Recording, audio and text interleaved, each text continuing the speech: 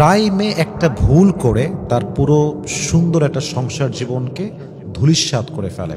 কারণ মেয়েরা ন্যাচারালি খুব ইমোশনাল হয়, আবেগী হয়। অনেক কাজ তারা আবেগে করে, বাট বলে দিতে মন চাচ্ছে বলে দিল বাস এনাফ।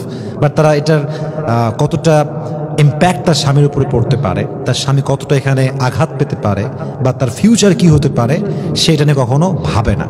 তো আমি দেখেছি বেশিরভাগ মেয়েদের সবচেয়ে বড় ভুল যেটা মেয়েরা করে, বিয়ের পরে মনে করেন যে প্রথম রাত বা দ্বিতীয় দিন বা থার্ড ডে যখনই হোক, স্বামীকে তার অতীতে যা যা হয়েছে, মজার ছলে হোক, সিরিয়াস মুডে হোক, সব বলে দেয়। হ্যাঁ, যে আমার আপনার আগে 2টা রিলেশনশিপ ছিল, 3টা রিলেশনশিপ ছিল, আমার ফার্স্ট বয়ফ্রেন্ডের সঙ্গে আমার 2 বছর রিলেশনশিপ ছিল, সেকেন্ড জায়গায় আরও 1 মাস ছিল।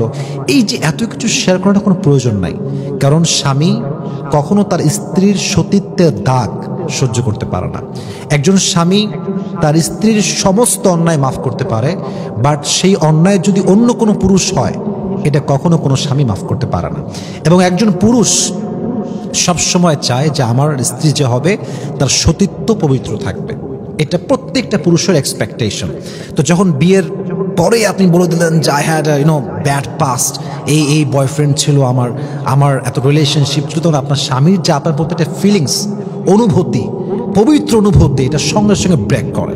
ওই ভালোবাসা তখন আপনার স্বামীর ভিতরে আর থাকে না, যেটা আগে ছিল। যা হয়ে গেছে হয়ে গেছে, আপনি আল্লাহর সঙ্গে কানেকশন করে তওবা করবেন। বাট স্বামীকে বললে সংসার কি বেশি দিন টিকবে? যুবক ভাইয়েরা, বেশি দিন টিকবে না। এই জন্য আমার মনে হয় বিয়ের আগে যা হয়েছে হয়েছে, ইট ওয়াজ ইউর পাস্ট।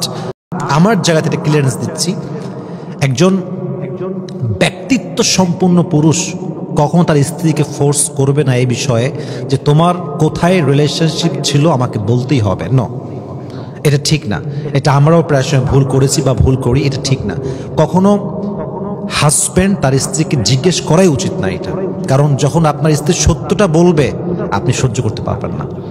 কারণ যখন কেউ কবুল পড়ে বিয়ে হয়ে যায়, তখন সেই মেয়ের জন্য আল্লাহ একটা আল্লাহ প্রদত্ত অনুভূতি দান করে। তখন সেই মেয়ের ভাগটা একান্ত নিজের মনে হয়। ওখানে কেউ ভাগ বসাইছে আগে, ওটা কখনো কোনো ব্যক্তিত্ব সম্পন্ন পুরুষ সহ্য করতে পারে না। আর আমি দেখেছি প্রায় সময়, এটা আসলে একটা মিস্টেক, আমাদের অনেক বড় ভুল মনে করি আমি, যে মেয়ে দেখতে গেছেন, প্রথমে গিয়ে বলছেন কোথায় বয়ফ্রেন্ড ছিল, কার সাথে প্রেম করেছেন, নাম বলেন, আমি তো আপনার হাজব্যান্ড হব, আমাকে বললে কি সমস্যা? কোনো সমস্যা, বড় আপনাকে আমি সহ্য করব। কিন্তু এটা আসলে সত্য না। এটা বিয়ের পরে অনেক বড় একটা সিনক্রেট তৈরি হয়, অনেক বড় একটা ঝামেলা হয়, একটা পর্যায়ে এটা ডিভোর্সের পর্যায়ে গড়িয়ে যায়। অতএব পুরুষ যতই বলুক যে সব বলে দেন, আমি আপনারে সারা জীবন ধরে রাখবো, না না, আপনি বলবেন না। সর্বোচ্চটুকু এটাকে প্রাইভেট রাখবেন, আল্লাহর কাছে মাফ চাইবেন, দেখবেন ইনশাআল্লাহ আপনার পুরো সংসার জীবনটা সুখী হবে ইনশাআল্লাহ। তাহলে অতীতে যা হয়েছে হয়েছে, এটা কখনো কোনো মেয়ে হাজবেন্ডের সঙ্গে শেয়ার করলে তার সংসার বেশি দিন টিকতে পারে। অনেক হাজার হাজার ফ্যামিলি আছে এরকম ভেঙে গেছে, জাস্ট অতীত শেয়ার করেছে, নাম বলেছে, এরকম রিলেশনশিপ ছিল বলেছে, স্বামী একদিন ভেবেছে, সহ্য করেছে, 2 দিন সহ্য করেছে, কয়েকদিন পর থেকে শুরু হয়ে গেছে খোঁটা দেওয়া। হ্যাঁ, তুই তো অমুকের সঙ্গে করে আসছিস, তোরা আমাকে ভালো লাগবে কেন? এই কথা বলতে বলতে একটা সুন্দর সম্পর্ক একদম শেষ পর্যন্ত ধ্বংসত্বের দ্বার প্রান্তে পৌঁছে যায়।